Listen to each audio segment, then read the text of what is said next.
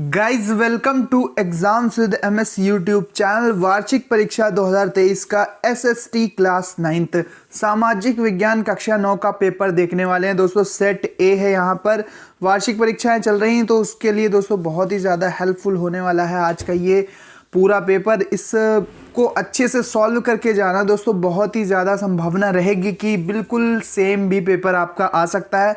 Video को and तक देखना, चैनल को सब्सक्राइब कर लो, बाकी भी मॉडल पेपर्स आने वाले हैं। और कमेंट में ये मत लिखना भूलना कि आप वीडियो कौन सी जगह से देख रहे हो, कहाँ से आप वीडियो देख रहे हो, ठीक है? तुरंत कमेंट करके बताओ। चलो आगे बढ़ते हैं दोस्तों। सोशल स्टडीज़ का ये पेपर सामाजिक विज्ञान कक्षा 9 का 70 नंबर का पेपर होगा। 3 घंटे 15 मिनट आपको दिए जाएंगे।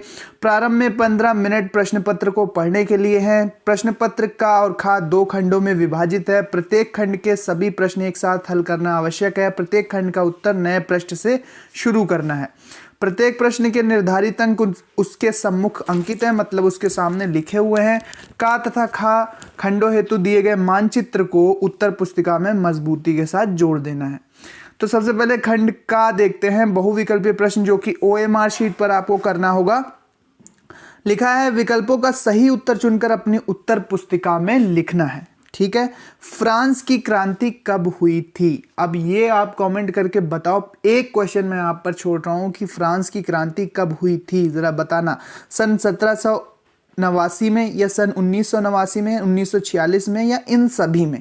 कमेंट करके तुरंत बताओ कि फ्रांस की क्रांति कब हुई थी। 9th में पढ़ते हो, सोशल स्टडीज पढ़ते हो तो ये पता होना चाहिए। रूसी क्रांति के समय रूस का सम्राट कौन था? तीसरा वाला सही हो जाएगा, लेनिन।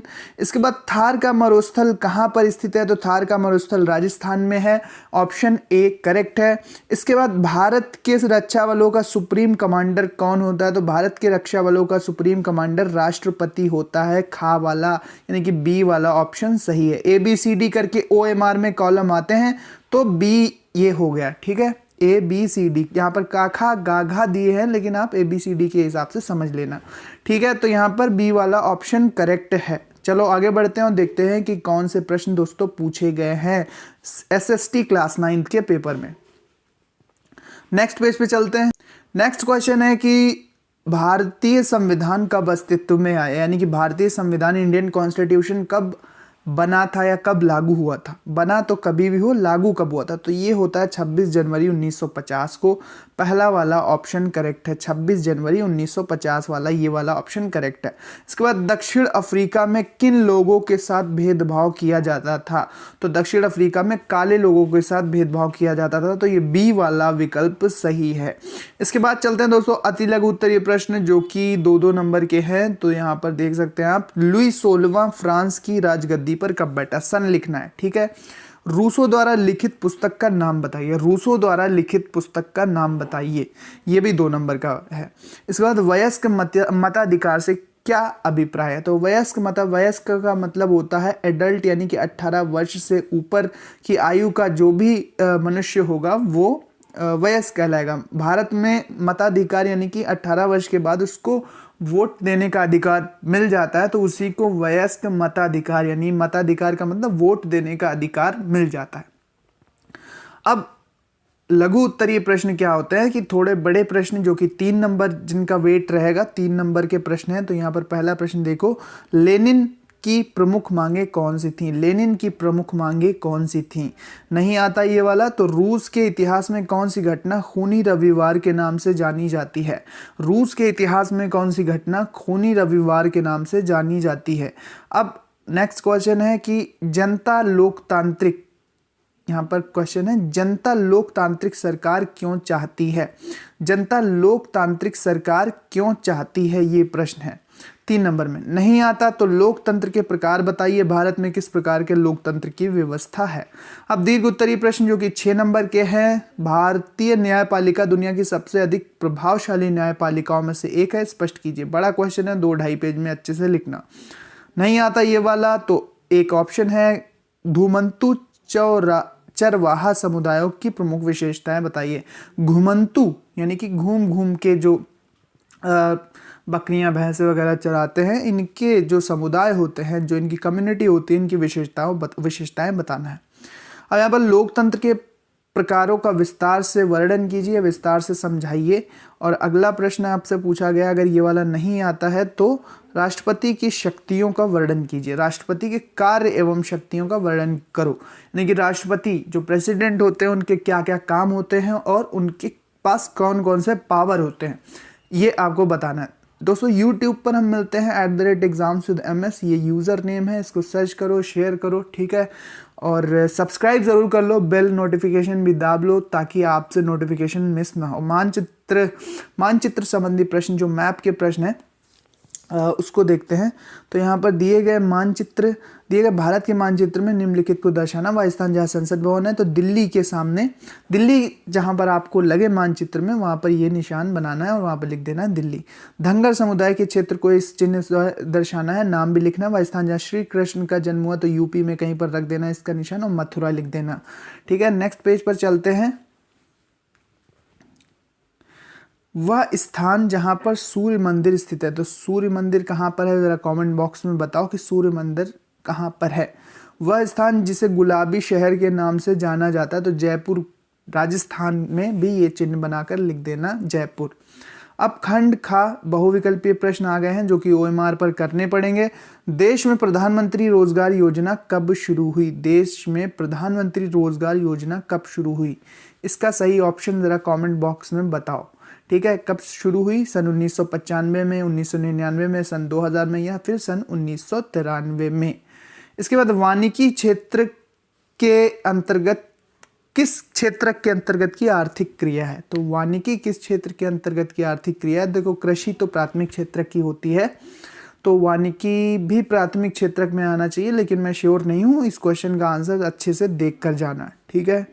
अगला क्वेश्चन है, कौन सी रेखा भारत को दो भागों में बांटती है, तो ये तो क्वेश्चन बताने की आवश्यकता नहीं है कि कौन सी रेखा भारत को दो भागों में बांटती है। देखते हैं कितने लोगों को पता है कि कौन सी रेखा भारत को दो भागों में बांटती है। मकर रेखा, भूमध्य रेखा, कर्क रेखा, या इनमें से कोई नहीं। तो ABC ऑप्शन में से ही एक आपको बताना है, ये तो निकाल ही दो।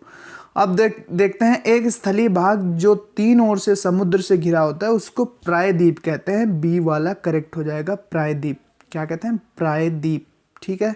इसके बाद निम्न में से कौन सी लवणीय जल वाली झील है, तो यहाँ पर सही ऑप्शन है डल झील, एक सॉल्टी झील है।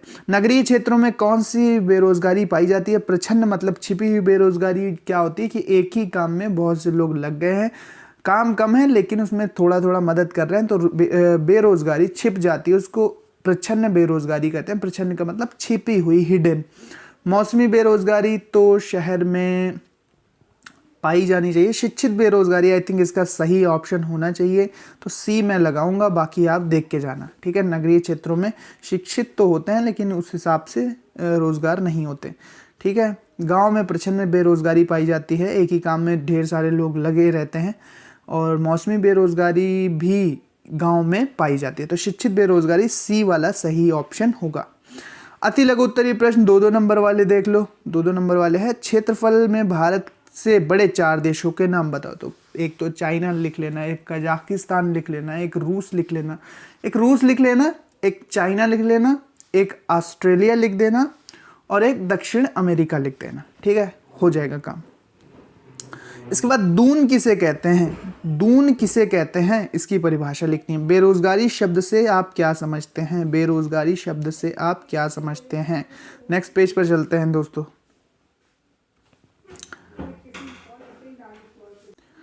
क्वेश्चन नंबर 24, पूर्वी घाट तथा पश्चिमी घाट में अंतर बताइए। लघु उत्तरीय है अथवा हिमालय का निर्माण कैसे हुआ ये बताना है आपको। भूगोल के प्रश्न हैं ये।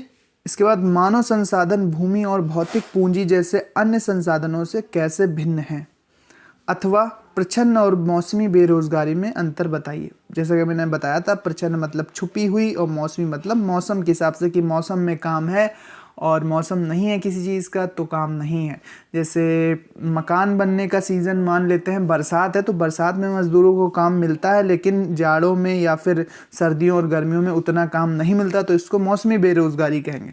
और प्रच्छन्न बेरोज़गारी यानी कि एक चक्की लगाई जिसमें कि एक व्यक्ति की मासिक आय के बराबर पैसे मिलते हैं, लेकिन उसमें लगे 3 लोग हैं, तो यहाँ पर 2 लोग तो बस मदद करेंगे, जबकि इनकम केवल एक व्यक्ति के बराबर है, तो इसको प्रच्छन्न बेरोजगारी कहेंगे। दीर्घ उत्तरीय प्रश्न, भारत में होने वाली मानसूनी वर्षा की विशेषता बताइए। 6 नंबर का प्रश्न है, मानसूनी वर्षा की विशेषता बताइए। इसके बाद है, किसी भी क्षेत्र की जलवायु को नियंत्रित करने वाले कारकों का वर्णन कीजिए। अगला क्वेश्चन है, नदियों और झीलों का आर्थिक महत्व बताइए। नदियों और झीलों का आर्थिक महत्व, अथवा गरीबों को खाद्य सुरक्षा देने के लिए सरकार ने क्या किया है। सरकार की ओर से शुरू की गई 2 योजनाओं के नाम बताइए। अब मानचित्र संबंधी प्रश्न है दोस्तों। कावेरी नदी को इस चिन्ह से दिखाना है। भारत का मानचित्र एक और मिलेगा जहां पर भूगोल का क्वेश्चन आपसे पूछे गए हैं 5। कावेरी नदी को इस चिन्ह से लिखना है, स्थान का नाम भी लिखना है। कान्हा राष्ट्रीय उद्यान को इससे लिखना है, ठीक है। मानस तो एमपी में, कान्हा है असम में, ठीक है। असम की तरफ आपको ये चिन्ह बनाना है, वहाँ पर लिख देना असम। बुलर झील को इस चिन्ह से दर्शाना है।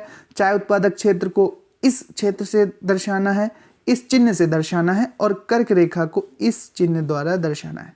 दोस्तों सब्सक्राइब कर लो। अब एक इम्पॉर्टेंट बात कि ये पेपर आपके एग्जाम में बिल्कुल आ सकता है, लेकिन ऐसा नहीं है कि 100% ये ही पेपर आ जाएगा। तो इसको मॉडल पेपर किस तरह सॉल्व कर लेना, क्योंकि सारे क्वेश्चन जो हैं वो इम्पॉर्टेंट हैं और आपके एग्जाम में आ सकते हैं, बट 100% तो कोई गारंटी नहीं लेगा ना कि ये ही आएगा। सेट इसका ए था, कोड ए था, हो सकता है कि पूरा आ जाए, हो सकता है कि कुछ क्वेश्चन आए, हो सकता है कि इसमें से ज़्यादातर क्वेश्चन आपके एग्जाम में पूछे जाएं। तो सब्सक्राइब कर लो, बाकी भी मॉडल पेपर जल्दी अपलोड होने वाले हैं। बेल आइकन को प्रेस ज़रूर कर देना, बेल आइकन को प्रेस करना और ऑल वाला ऑप्शन सेलेक्ट कर लेना ताकि नोटिफिकेशन मिस ना हो। मिलते हैं अपने नेक्स्ट वीडियो में। Thanks for watching. एक बार फिर देख लो, मैं स्क्रॉल करके दिखा देता हूँ आपको, सब स्क्रीनशॉट भी ले सकते हो। हाँ, टेलीग्राम चैनल पर इसका ये पूरे चारों आपको पिक्स मिल जाएंगे, पीडीएफ इसको कह लो या कुछ भी कह लो, तो इसको सॉल्व कर लेना। तो टेलीग्राम का लिंक डिस्क्रिप्शन में, वहाँ पर जाओ, लिंक पर क्लिक करोगे। टेलीग्राम नहीं है तो पहले डाउनलोड करो, और डाउनलोड करने के बाद जैसे ही आप डिस्क्रिप्शन में जाओगे तो वहाँ पर लिंक पर क्लिक करना है। टेलीग्राम पे आप सर्च भी कर सकते हो एग्जाम्स विद एमएस, और टेलीग्राम पे जैसे ही आप क्लिक करोगे तो आप टेलीग्राम चैनल पर पहुँच जाओगे। वहाँ पर ज्वाइन का बटन दबा देना। ज्वाइन करने के बाद आपको वहाँ पर बाकी भी मॉडल पेपर मिलते रहेंगे और ये वाला मॉडल पेपर भी मिल जाएगा।